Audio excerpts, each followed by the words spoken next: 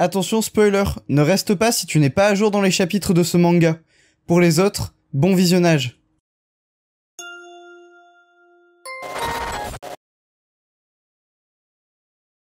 Bonjour à tous, c'est Saliste et aujourd'hui on se retrouve pour la review du chapitre 386 de My Hero Academia.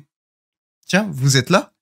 Ça tombe super bien parce que vous savez ce que j'aime un peu plus que les mangas et les animés? Ce sont les figurines issues de mangas et d'animés, genre j'adore les collectionner. La preuve derrière moi, j'en ai plein.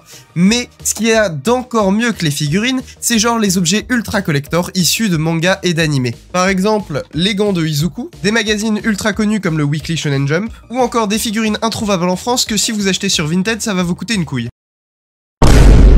Est-ce que vous aussi, vous voulez acheter toutes ces choses à bon prix, facilement, livrées chez vous, rapidement? Eh bien, ça tombe bien parce que tout ce que vous venez de voir, je les ai achetés il y a maintenant plusieurs mois ou plusieurs années pour certains produits sur le même site, JD World. C'est là où j'achète toutes mes figurines et tous mes objets manga. Et aujourd'hui, je suis très content de vous annoncer que j'ai un partenariat avec eux et qu'ils m'ont envoyé ce gros colis. Donc juste avant la review, on va regarder ce qu'ils m'ont envoyé. Il y a sûrement beaucoup d'articles My Hero Academia dedans. Alors restez bien jusqu'à la fin de l'ouverture parce que je pourrais peut-être vous faire gagner quelques produits sur mon Instagram. On commence avec le premier truc qu'ils m'ont envoyé, cette figurine de Aizawa qui est énorme. Genre, elle fait la taille de ma tête. Bon, du coup, cette figurine existe en 4 versions. Moi, j'ai eu la version The Brush, et quand on la sort de sa boîte, elle est directement en un bloc, y a pas besoin de la monter, et elle est très grande. Ensuite, on a une figurine The Amazing Heroes volume 18 de Hitoshi Shinzo, et ça tombe vraiment bien parce que mon chat, si vous le savez, s'appelle Shinzo, en hommage à ce personnage. Mais non! Mais hasard de dingue! Du coup, on va voir ce que ça donne. Alors voilà la figurine de Shinzo, du coup, elle est assez belle. Il y a des bandelettes, les bandelettes semblent très fragiles, mais comme c'était très bien emballé, j'ai pas eu de problème. Mes bandelettes sont en un seul morceau, donc je suis très content. Et enfin, on finit sur une figurine de Hawks qui vient de The Amazing Heroes volume 24 cette fois-ci, et on va voir également ce que ça donne. Bon alors bien sûr, rien à redire, elle est parfaite, elle est magnifique, elle est super belle. Frérot, on dirait, quand il parle, on dirait qu'il est loin de nous. Avec les ailes comme ça, c'est vraiment dynamique. Et ce qui est vraiment bien avec cette figurine, c'est qu'elle est hyper évolutive. Genre là, c'est Hawks avant le chapitre 385, et là, c'est Hawks après le chapitre 385, donc c'est vraiment fort, quoi.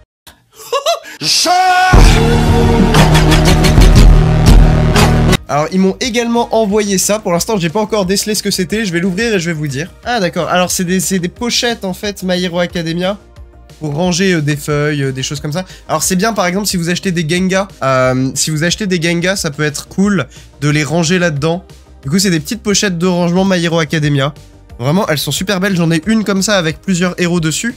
Et j'en ai une avec Shigaraki dessus qui est magnifique. Et enfin, on termine avec un porte-clés Endeavor et un porte-clés Ochako qui sont de très très bonne qualité et qui sont quand même assez gros, mais franchement ça passe sur des clés. Ça fait pas trop gros non plus. Et ces deux petits porte-clés, je vous les fais gagner sur mon Instagram. Alors je mets le lien du concours dans la description, juste en dessous des liens chez JD World. Encore un énorme merci à JD World de m'avoir envoyé ce colis qui est juste immense, avec énormément de figurines et de goodies My Hero Academia. Je vous invite à commander vos figurines et vos goodies manga, que ce soit du My Hero Academia ou n'importe quel autre manga. Vous pouvez aller voir sur leur site, ils ont énormément de licences, du Naruto, du Dragon Ball, du One Piece, du Bleach, évidemment du My Hero Academia. Et avec les codes Saliste10 et Saliste5, vous avez respectivement 10% et 5% de réduction, donc 10% sur la première commande et 5% sur les commandes suivantes. Comme d'habitude, si mon contenu vous plaît, je vous invite à vous abonner à la chaîne YouTube, c'est totalement gratuit. Il suffit de cliquer sur le gros bouton rouge s'abonner juste en dessous de la vidéo. Également, n'hésitez pas à laisser un like sur les vidéos qui vous plaisent et je vous invite aussi à me suivre sur Twitter puisqu'en ce moment, je fais gagner le tome 34 de My Hero Academia en collector ainsi que le tome 35. Donc, rappelez-vous, la semaine dernière, dans le chapitre 385, nous avions vu Hawks se faire voler son alter sans aucun respect par All for One et celui-ci a réussi à se barrer directement du champ de bataille après avoir battu tous les héros pour rejoindre Shigaraki. Également, nous avions vu Shoto et Tenya à Kamino avec Stain qui les observait de loin en haut d'un bâtiment, ce qui sous-entend un échange entre Stain, Shoto et Tenya. Bref, sans plus tarder, générique.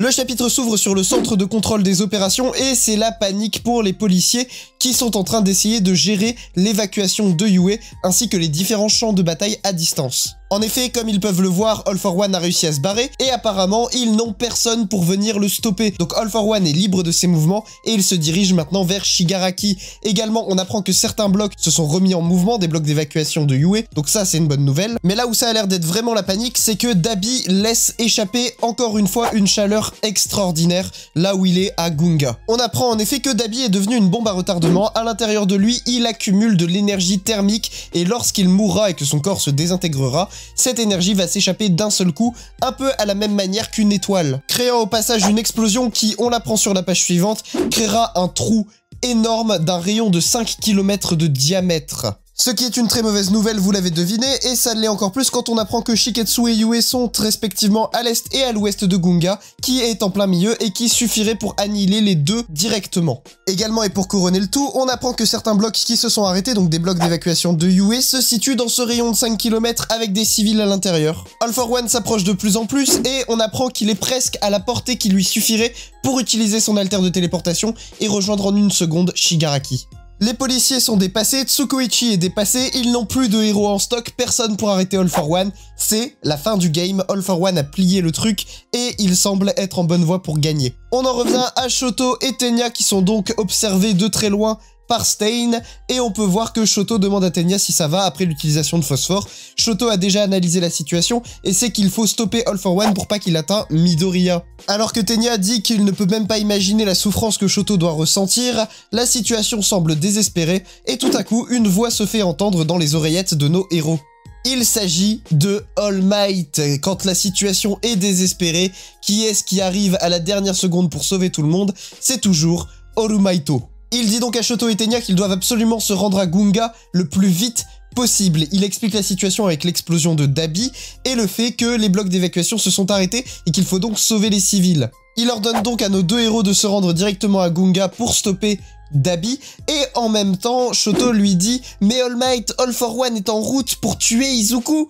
Et All Might lui répond « Pas de stress, un allié puissant l'attend. » Et là, vous le voyez sentir le foreshadowing, ça sent la masterclass là. Le poulet est en train de cuire, ça va être incroyable. Il explique que la combinaison de leurs deux haltères peut leur permettre d'arriver à temps à Gunga grâce à la propulsion de Tenya, et également l'haltère de Shoto qui sera indispensable au combat face à Toya. Apparemment, les moteurs de Tenya auraient beaucoup trop surchauffé pour que celui-ci puisse courir jusque Gunga, mais la pluie aurait permis de refroidir ses moteurs. Et on arrive sur une magnifique page où on a un gros plan des jambes de Tenya, et il dit que ces jambes sont faites pour guider les enfants perdus. Au même moment, Stain, qui observe les choses de loin, constate un certain altruisme de la part de nos deux apprentis héros, et donc se dit qu'ils ont bien changé, et que ce ne sont pas devenus des héros pour eux-mêmes, mais ce sont devenus des héros pour les autres. Ensuite, on a cette magnifique double page où on voit Tenya utiliser son Reciproburst à la vitesse maximale, et il décolle, mais alors il décolle, il traverse les buildings et tout, c'est un truc de zinzin à quelle vitesse il va. On apprend également que plus All for One rajeunit, plus il est puissant et moins il contrôle ses émotions négatives, même si ce sont des choses que nous avions vues dans le chapitre précédent également. Tsukuichi, qui a tout entendu de la conversation entre All Might, Shoto et Tenya, reprend le micro et se met à hurler sur All Might que c'est un imbécile. On arrive sur la page d'après, où on voit All Might sortir de la All Might mobile, et il dit « C'est comme ça que ça doit se passer, Tsukuichi, ce combat a toujours été le mien ». On voit alors All Might, en dehors de sa All Might mobile, debout, en plein milieu de la route, avec la mallette à la main, la fameuse mallette qu'on avait déjà vue dans d'autres chapitres, et il dit, en direction d'All for One, « Te souviens-tu du nombre de fois où nous nous sommes battus? La haine de Tomoa Shigaraki s'est propagée à ton corps principal, ce qui signifie que tu ne pourras pas m'ignorer. » Tsukuichi hurle sur All Might « Tu n'as même pas d'alter !» Et All Might repense à cette conversation qu'il avait eue avec le jeune Izuku Midoriya au chapitre 1. Souvenez-vous, Izuku lui avait posé cette question cruciale, est-ce que je peux être un héros même sans alter? Et All Might lui avait répondu à l'époque que c'était réalistiquement impossible. Mais cette fois-ci ce n'est pas le cas, All Might semble avoir changé d'avis, on arrive sur la dernière page du chapitre et... je vous laisse regarder, hein. Admirez-moi ce travail d'orfèvre de Horikoshi. Nous avons un magnifique Watashi ga Kita de All Might, sa fameuse phrase « La cavalerie est arrivée », il est là, il est face à All for One, il est prêt à se battre, All for One qui sourit, je pense, en partie par le challenge et en même temps très agacé par la présence d'All Might qui revient tel un virus pour tout le temps le contaminer. Et surtout l'élément le plus important, sa mallette et sa All Might mobile qui se transforment en armure. Vous l'aurez compris, nous avons un nouveau membre des Avengers, nous avons désormais Iron Might. Ce qui annonce donc un troisième combat entre All Might et All for One. Je pensais pas dire ça un jour, mais nous allons revoir All Might se battre. Alors j'imagine que All Might doit être sacrément équipé pour pouvoir tenir tête ne serait-ce que quelques minutes face à All for One, puisqu'on le rappelle, All for One est plus puissant que jamais, et surtout plus cruel que jamais, et donc face à ce All for One là qui est vraiment beaucoup trop fort, il faut une puissance dévastatrice pour le vaincre. Mais si vous ne voulez pas rater le fameux combat All for One contre All Might, abonnez-vous à la chaîne, laissez un pouce bleu, activez la cloche, suivez-moi sur les réseaux sociaux, Twitter, Instagram, TikTok,